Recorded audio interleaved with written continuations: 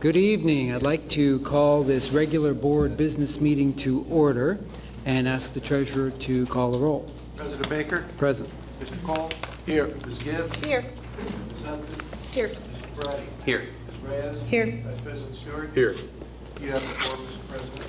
Thank you, Mr. Treasurer, and I would like to ask all of my colleagues to help me lead the Pledge of Allegiance this evening.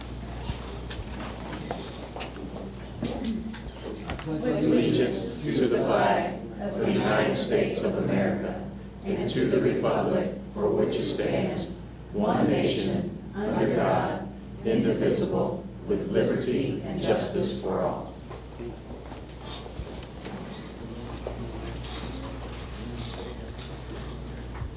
All right, so just briefly, I want to thank all members of staff who are here today, especially considering the weather. It's beautiful outside. That's unusual for November 3rd, so you had other choices, or maybe not. The superintendent might have told you had to be here, but thank you very much for being here this evening. We appreciate it.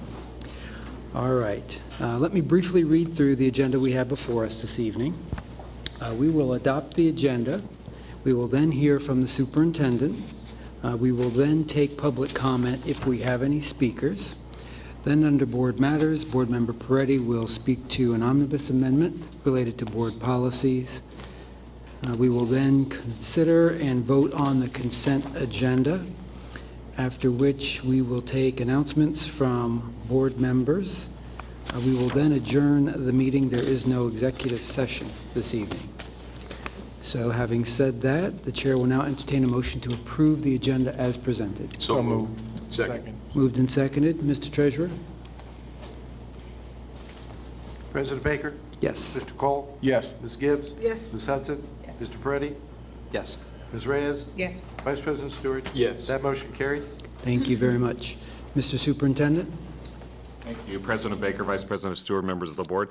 It's been said that the secret of a good sermon is to have a good beginning and a good ending, and to have the two as close together as possible.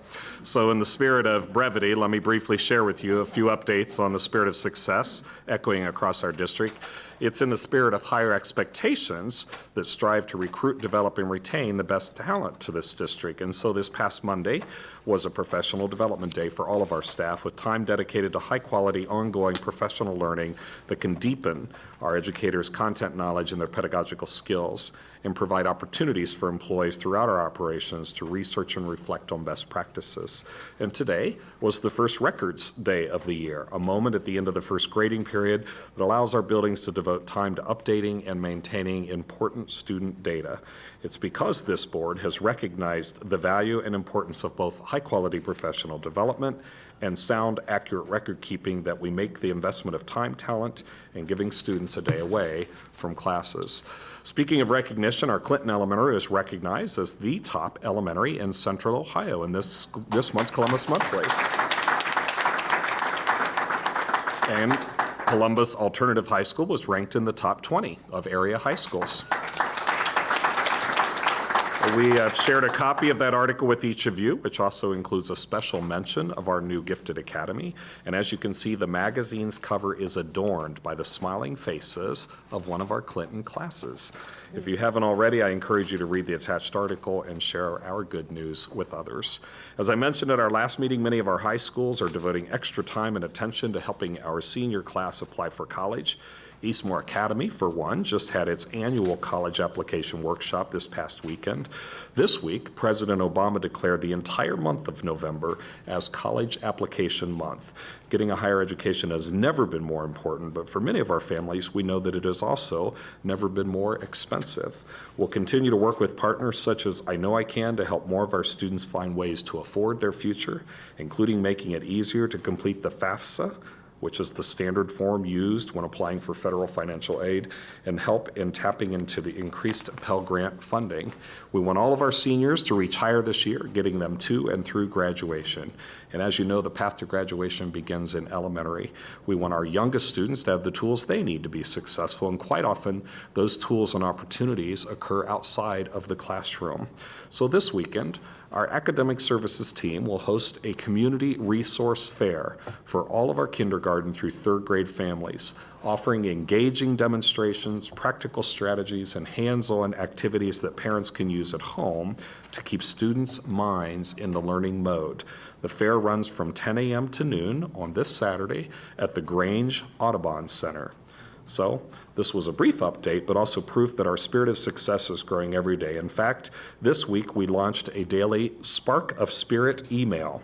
For the month of November, we'll be posting a daily Spirit of Success picture and sending it to all of our employees. We hope it sparks them to share their own Spirit of Success moments because, as I always say, the Spirit of Success is the spirit of Columbus City Schools. Thank you, Mr. Superintendent. Are there any questions from board members for the superintendent? Ms. Gibbs. Thank you. Can you repeat where the Student Resource Fair is going to be held? Indeed. The Community Resource Fair, it's at the Grange Audubon Center. I believe it's down on Whittier Peninsula. So best way to go down High Street and turn on Whittier, turn right on Whittier as you're heading south on High from downtown, and just follow it. I think it used to be an old Lazarus warehouse down there. I think there was at one time. So I haven't been down there since they've redone all of that. It starts at 10 a.m. until noon, and it's for everyone, grades kindergarten through third grade families. And the cost to parents is? There is no cost to our free. parents. Thank you. We welcome our families for free. Thank you. Any other questions or comments for the superintendent? Thank you for your report. All right. Mr. Treasurer, Madam Internal Auditor, have you anything to offer this evening? I do not, Mr. President.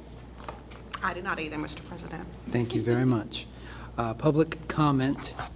We do not have any speakers this evening. As of now, we do not have any speakers. All right. Board matters. Board Member Peretti, are you prepared to speak on the omnibus amendment? The floor is And yours. briefly, this is in line with our work with Neola, and as we get updates due to the actions at the state legislature, we will be getting biannual updates from Neola, and as needed, if there is anything that needs to be changed right away. So that's what these set of amendments reflect, and we'll go ahead with the reading now. This is the first reading of an omnibus amendment to the policies for the Columbus City Schools Board of Education. As you know, we received 2 policy updates during the school year as a result of our legislative or regulatory changes at the state and federal levels of government. This process allows the Board of Education to review and update its policies on a regular basis. The first set of amendments in the omnibus proposes changes to the board's student, purchasing, technology, and business operation policies. The second set of amendments in the omnibus proposes changes to the board's human resources, program, and business operation policies. Mr. President, this hereby concludes the first reading of the omnibus amendment to the Columbus City Schools Board of Education policies. Thank you very much, Board Member Peretti. Any questions on that first reading? So we will see that again. Let's move on to the consent agenda. The board will now entertain a motion that we approve the consent agenda as presented. So moved. Second. Moved and seconded. Any discussion on the consent agenda? All right, seeing none. Mr. Treasurer, you ready to call the roll? Yes. Please do. President Baker? Yes. Mr. Cole? Yes. Ms. Gibbs? Yes. Ms. Hudson? Yes. Mr. Peretti? Yes. Ms. Reyes? Yes. Vice President Stewart? Yes. Motion carried. Thank you very much. Mr. Superintendent, have you some good news to share? Thank you, President Baker, Vice President Stewart, members of the board. It's always a pleasure to introduce those who are assuming greater responsibility or new leadership capacities in the district.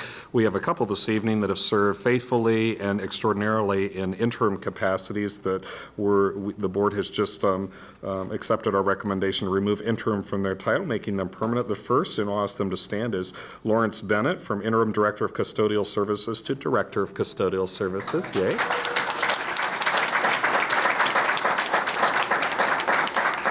The second, from Accountant 2 to Professional 3, Senior Grant Specialist Lisa Stutz. Well, we'll applaud for her anyhow. So, I'm sorry.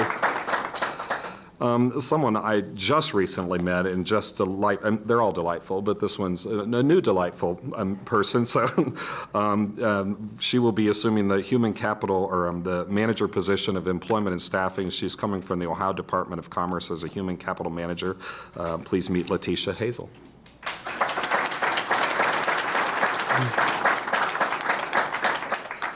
And then last but largest, in the back of the room, the interim executive director of business operations, we're removing interim. He's our right-hand man, always executive director of business and operations, Steve McElroy.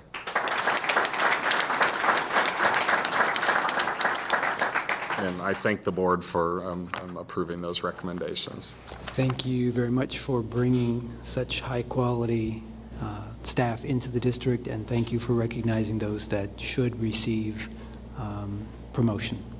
Thank you. All right. Are there any announcements from board members? Excuse me. Any announcements this evening from board members? Mr. Cole?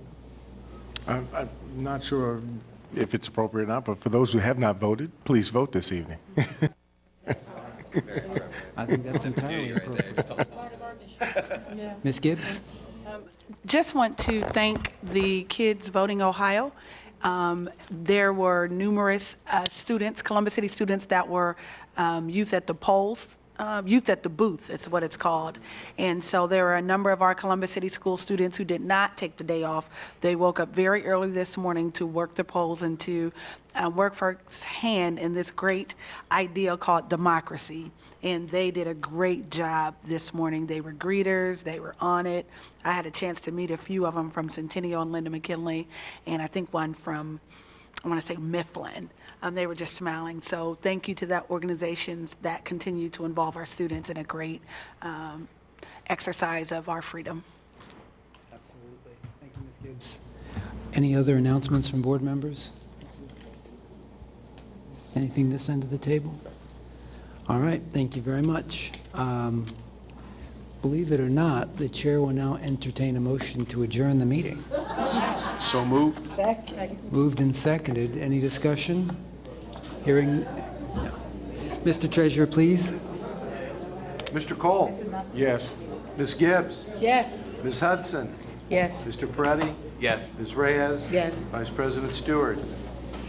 Yes. President Baker? Yes. That motion carried.